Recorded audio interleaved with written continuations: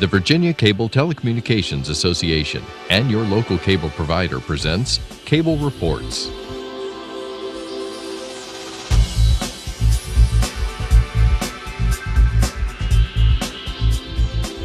Join us now as Cable Reports brings you up to date on current issues facing the Commonwealth through discussions with your local legislators and other policymakers from across Virginia.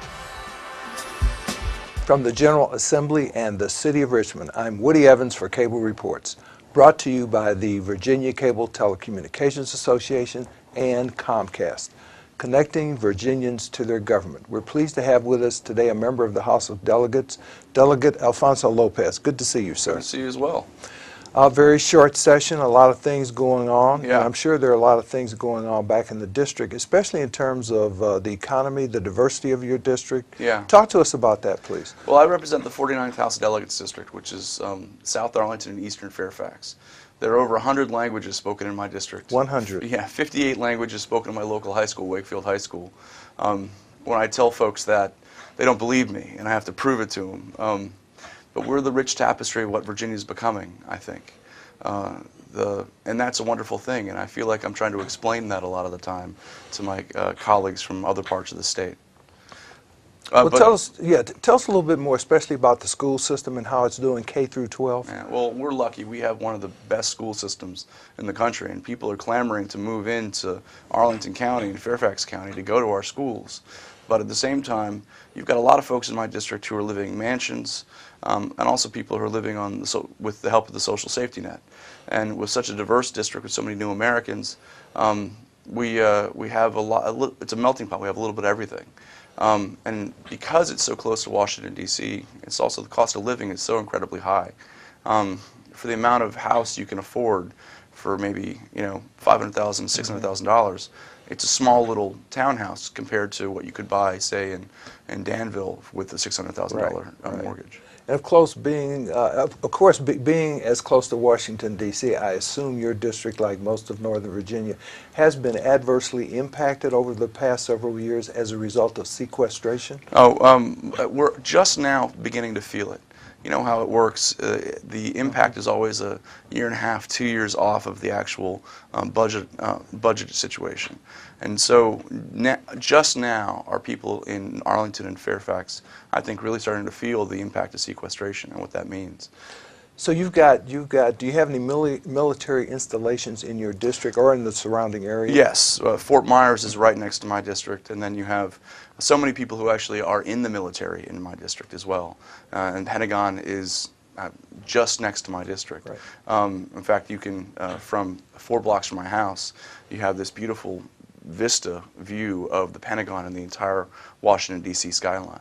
So are many people employed as government contractors, for example? Yes, and that's the issue. You've got government contractors, government workers, military personnel, the whole range of folks who work in the federal government live and work in my district.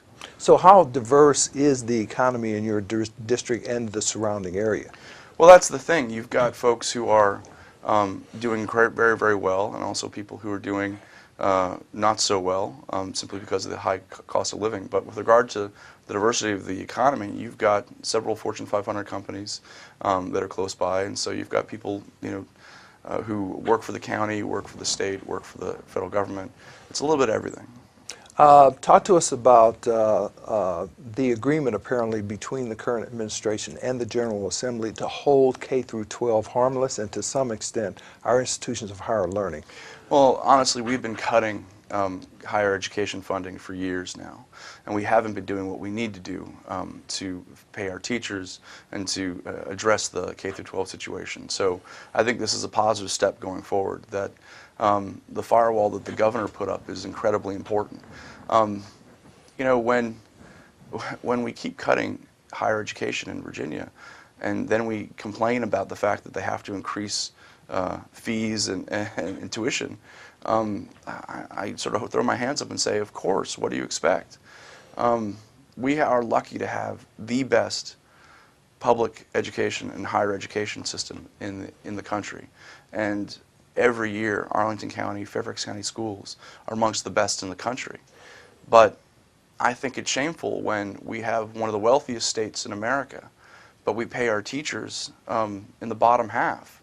And so if we're having problems in Northern Virginia, where the economy has always been relatively strong, just think what it must be like in Danville or Grundy or Galax. And of course, you mentioned earlier the cost of living in your district. And there is a formula, is there not, that distributes money to local school districts? And as a result of that... Cost of competing. Yes, right. And Right. the composite index brings a little bit more money into Northern Virginia. A little bit more money, but it's still not enough. We should, for my first campaign, I said that we need to be paying teachers a professional salary. And that's just what we should be doing. I don't think we value teachers enough, and we don't give them the tools I think they need to succeed much of the time. Now, there are a number of issues. Let me just say, this is very personal to me because my mom taught for 32 years in Arlington and Fairfax County Public Schools. And I was very proud to have been named the Rookie of the Year my first year by the Virginia Education Association. And I know that I would not have been allowed to go home if I had not done and tried to fight for teachers and schools down here in Richmond. Now, what's happening this session in terms of the discussion around the standards of learning? Well, it's interesting. Our leader on a lot of these issues has been Rob Krupika, who's a friend of mine and represents Alexandria. He used to be on the State Board of Education and has a really in-depth understanding of education issues. We've been trying to build on the successes of last year with regard to standards of learning reform and cutting back on the number of tests that our young kids have to take. But I still think we're in flux with where we are with with the bills this year. And what about, there was a bill passed last year that would require school districts to be graded from A to F, so parents would have a better idea of what kind of education they're... Right. You know what that is? That bill is basically, if you live in a poor area, your kid's going to go to an F school. If you live in a wealthy area, you're going to have a B or A school. That one-size-fits-all approach with no nuance is not what we need to be doing. In fact, I think it was a step backwards. I voted against it last year, and I'm voting for its repeal this year. And I think there was a lot of pushback, including a court challenge, a successful court challenge to another provision that would allow the state to take over failing schools. Right, sort of the school board in the cloud, as it were. Right. That also was something I opposed last year as well, and I'm also working to help fight this year as well.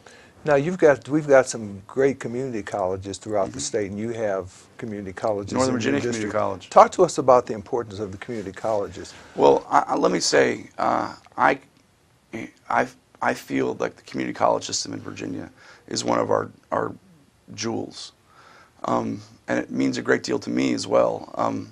My dad was an undocumented immigrant for 3 months, I found out recently.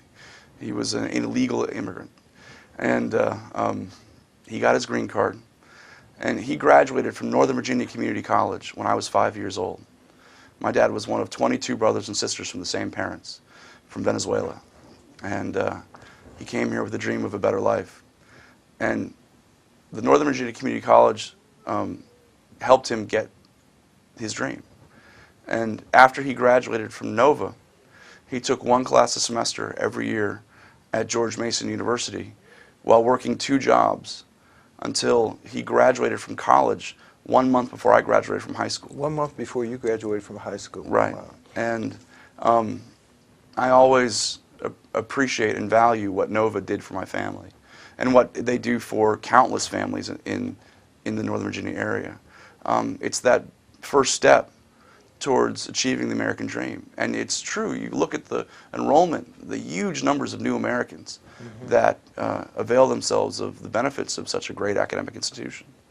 Let's build on that conversation, because I know you've been very active in terms of the immigrant community and their ability to gain educational opportunities in the Commonwealth as well as nationwide. And I know that the DREAM Act is something that you have pushed for some time. Where does that stand now? I noticed that there was a petition drive that you had initiated last year. Tell us where things stand. Well, we, after fighting for many years, the Attorney General, Mark Herring, did something incredible last April in 2014. He basically put forward an opinion that reversed prior opinions from the previous Attorney General and told the State Council of Higher Education in Virginia that, and based on all of the court cases and federal district court cases around the country, that in-state students, or undocumented students who meet certain criteria and have gone through the Deferred Action for Childhood Arrivals program at the U.S. Department of Homeland Security, and then avail themselves of in-state tuition, should be eligible and should be determined to have domicile in Virginia. These are incredible kids, just incredible kids. Everybody knows how hard it is to apply to college and apply for financial aid. These kids are doing it when they have incredibly hard circumstances, and then they're having to go through a very intensive process with the U.S. Department of Homeland Security to go through that Deferred Action for Childhood Arrivals program, and then fill out additional paperwork to try to get in-state tuition.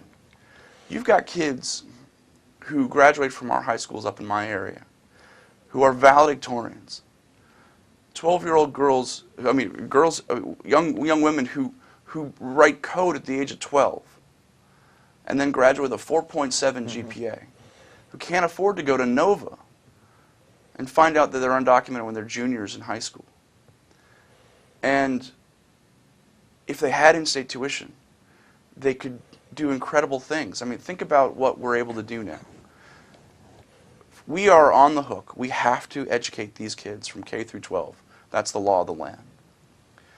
If these kids are playing by the rules, doing incredibly well in school, and then we put up a stop sign and say, you can't go any further, but these kids will then get full rides for tuition and board at some Ivy League school or some college outside of Virginia, do you think they're ever going to come back to Virginia after we've invested in them approximately $10,000 a year? Do you think they're ever going to come back to Virginia with their talent, with their ideas, with the companies they're going to build, and the tax dollars that they're going to bring back? Of course not.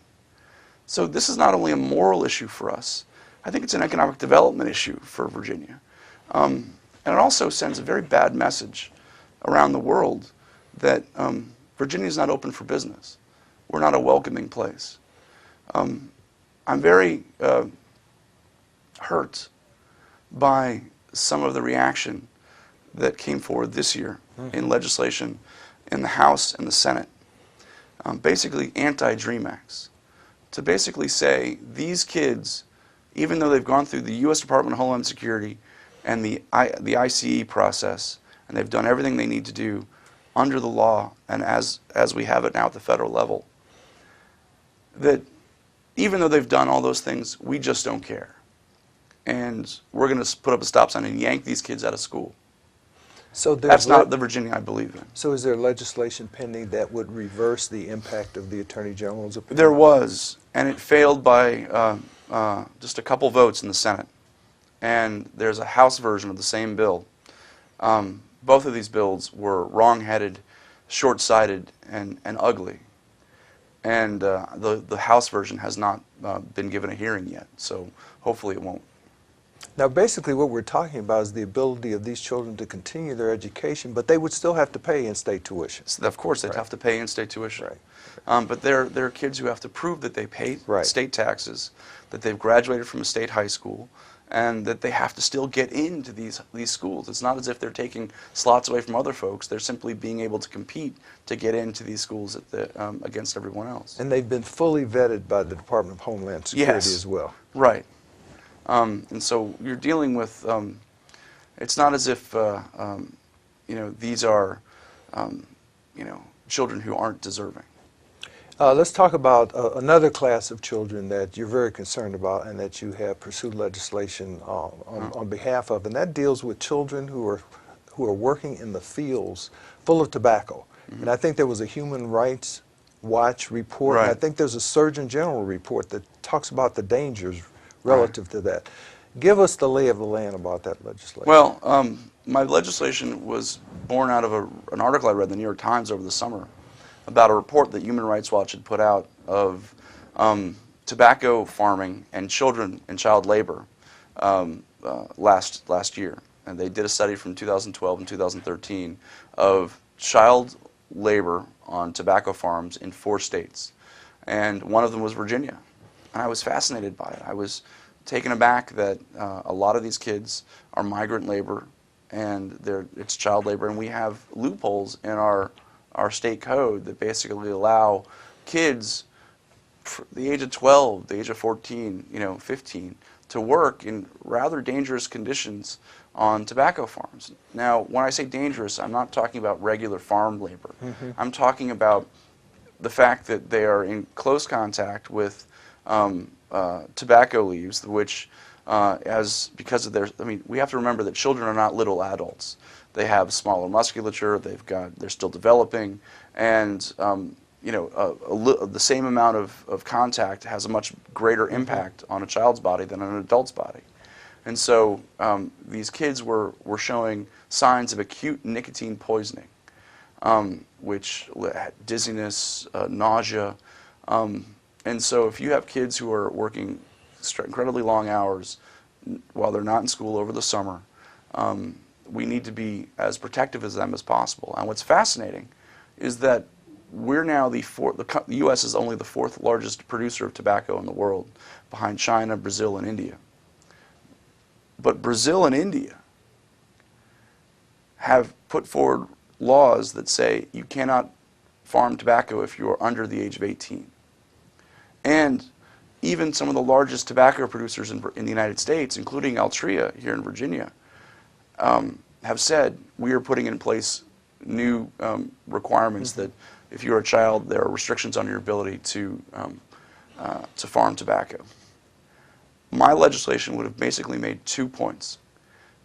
A very hard and fast rule that if you're 18 years or under, you're not allowed to farm tobacco in Virginia. And the other point was this: except if you have parental consent and it's on your own family farm. Mm-hmm. Because I completely respect the fact that you're trying to pass on traditions, trying to pass on techniques, and teach people how to farm certain crops. And I thought that was a fairly even-handed approach, considering the new facts we have and the health data we have. The bill failed, despite a very strong push in the Commerce and Labor, the full Commerce and Labor Committee. And so I hope that we can bring it back next year and educate more folks about the importance of this kind of legislation. Now, there are child labor laws that prevent children from working under other circumstances, oh, yeah. Are there not? Yeah, you can't, a 12-year-old can't work in an office and make faxes and do that kind of work, but they're able to go, work in a tobacco field. I mean, let's put it this way. We don't want our kids smoking tobacco. Right. Why should we allow them to get acute nicotine poisoning by farming tobacco? So what's the nature of the opposition? What's the rationale? Some of it is family tradition. Some of it is you shouldn't be able to tell me what I should do with my kids. It's more of an education process. And I think this is a multi-year effort, and we'll keep coming back and hopefully change some hearts and minds. We were talking earlier, and I think there's a relatively new caucus that you're responsible for forming, the Virginia Environment and Energy Caucus. Talk to us about that. VEER. I came up with the idea of starting something that I don't think we've talked about enough here in the Commonwealth, which is renewable energy in the environment. My background's in environmental law. Right. I went to Tulane Law School, and where your daughter went as well.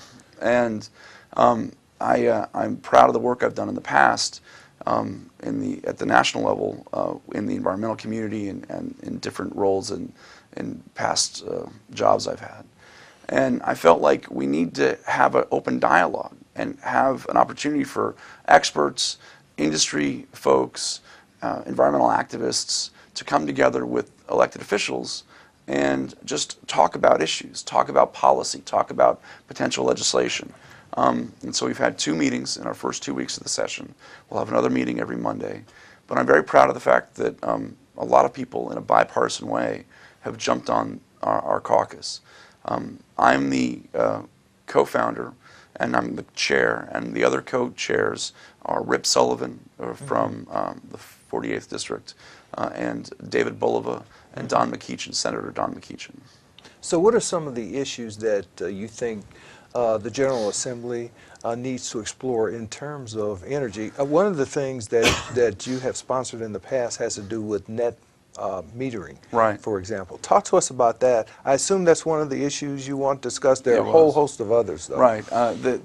Everything from renewable portfolio standards and how we require our utilities to include renewable energy and the energy the output that they create, to net metering, which would enable folks to move from 500 kilowatts to 1 or 2 megawatts. That legislation just passed the Energy Subcommittee of the Commerce and Labor Committee. So hopefully that's got legs and we can continue moving forward. But ways to incentivize renewable energy, ways to incentivize what we should have been doing 10, 15, 25 years ago that we are only now beginning to do in Virginia.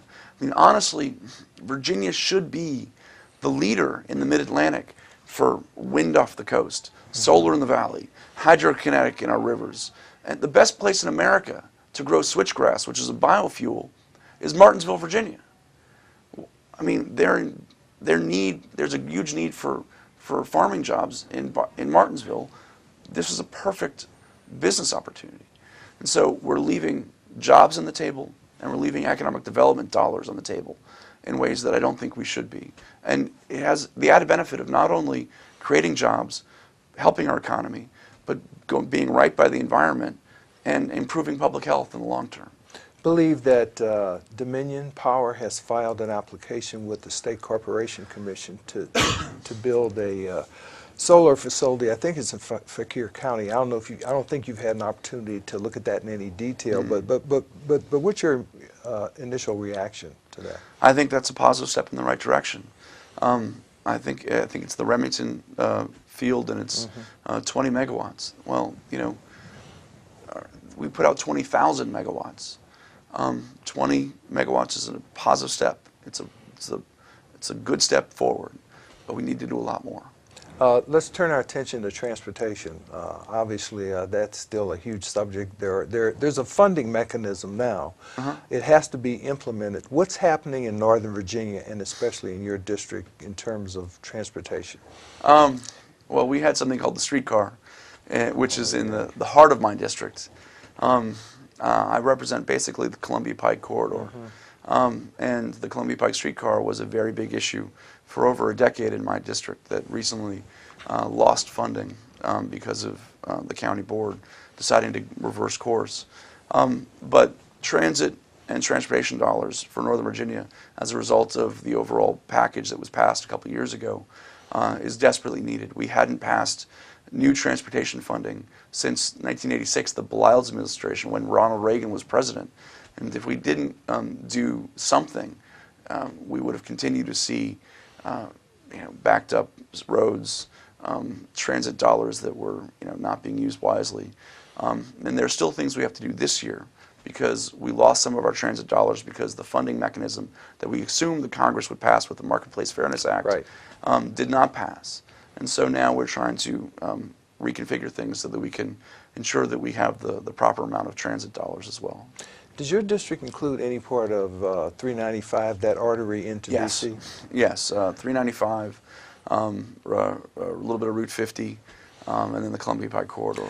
To what extent have you heard much from constituents about their use of the new hot lanes, either around the Beltway 495 or the 95 corridor? It's interesting. I just got Easy Pass. And so I think it's incredible, and very, very helpful. But it's been a slow process. People are just slowly coming on board and really taking advantage of it. So I think people are reserving judgment just now. I want to circle back to higher education. Is George Mason University in your district? No.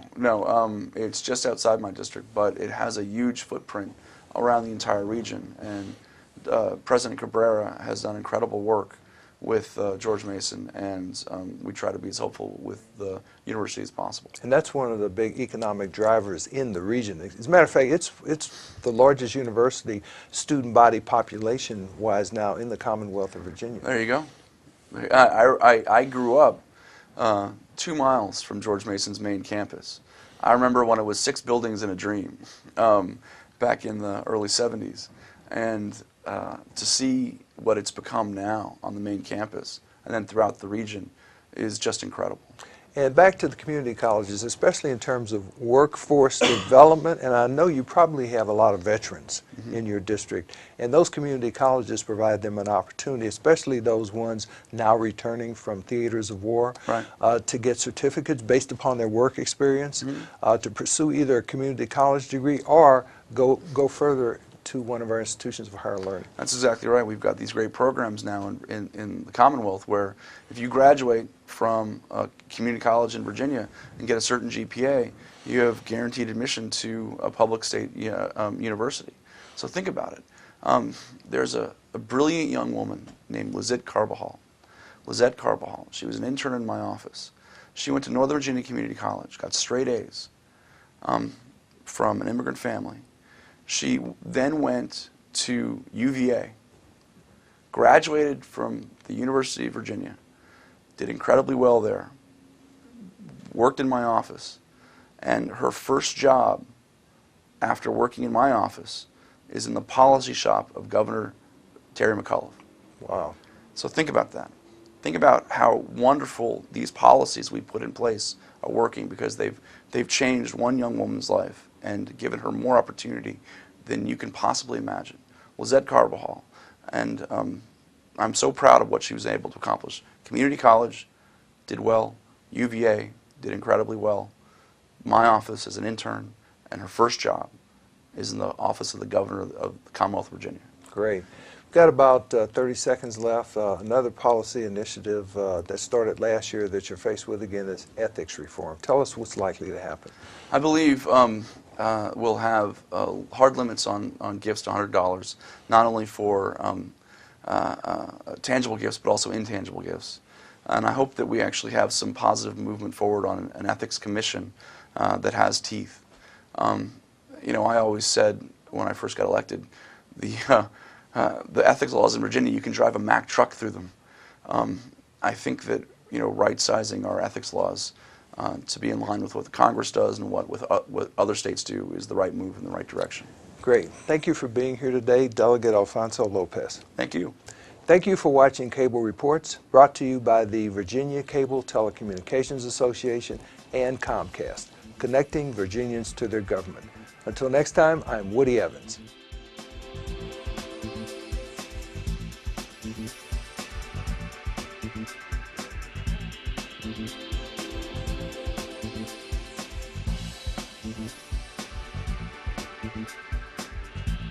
Mm-hmm.